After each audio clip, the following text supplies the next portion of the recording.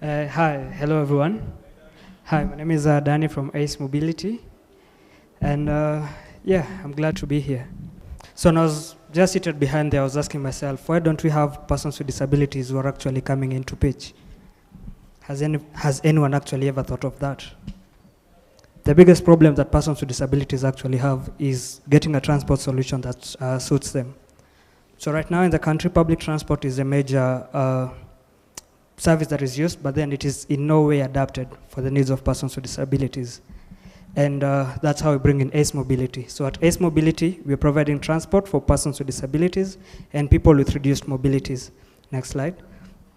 So I came up with Ace Mobility because my dad is on a wheelchair. When I was 6 years old, my dad got into an accident and he had a spinal cord injury, which really affected my upbringing and our family from their own. And again, just because he couldn't get a transport solution to go to work, he was dismissed. So the problem is persons with disabilities have to wait for up to 3 hours to get a ride that is able to suit them. They then have to pay 3 times the cost. So they have to pay for themselves, their caregivers, and the assistive device. So that makes it ideally very expensive for them, but also look at the time. Not mentioning when you have flights, then no one is actually willing to serve persons with disabilities. Next slide. And so we came up with a solution where we have an app that merges persons with disabilities to accessible vehicles. An accessible vehicle is a vehicle that is adapted for the needs of persons with disabilities. So they come in 2 ways. You have one that has a ramp, so we are able to transport someone when they're still seated on their wheelchair. And 2, we have some with a swivel seat, which comes out and someone is able to transfer from their wheelchair to their seat.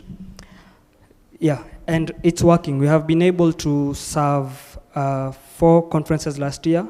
This year we've already done 2, and we've generated revenues of above 50,000 USD. Oh, sorry, not 50. Yeah, actually 50,000 USD. And yeah, so we are looking to incorporate AI to help us with route description for people who are blind, and also sign language interpretation for those people who are deaf. We're also looking to use hybrid vehicles to enable us lower down the cost of operations. So we are looking also to add carpooling where different people with different disabilities are able to use the same vehicle. Next slide. Yeah, we have a fleet of 15 vehicles, but we have 70 plus drivers waiting on the pipeline, and it's because we're building a curriculum to train all drivers about how to serve persons with disabilities, and we'll charge them 20 USD per driver for the particular training. We're then looking for the training to be certified by NTSA, where all drivers will then have to undertake that particular training so that they can serve everyone, including persons with disabilities. Next slide. Yeah, we get 18% commission on the rides that are taken through the app, and also we are getting a 25% margin on the rides, on the vehicles that we then lease out to companies that are employing persons with disabilities. Next slide. And yeah, it's a very big market. We are looking to also tap into the accessible tourism industry, which is not, being served right now in the country. We're also looking to serve people who are going in and out of hospitals, and also the elderly population and the sick, and anyone who needs support going from one place to the other. So we are not only serving persons with disabilities, we are serving everyone, including persons with disabilities. And again, no one is actually doing this particular service. We have online cabs, but the drivers are not in any way trained to serve persons with disabilities, and they ask very personal questions. Most of them direct the clients to doctors and to pastors. Next slide.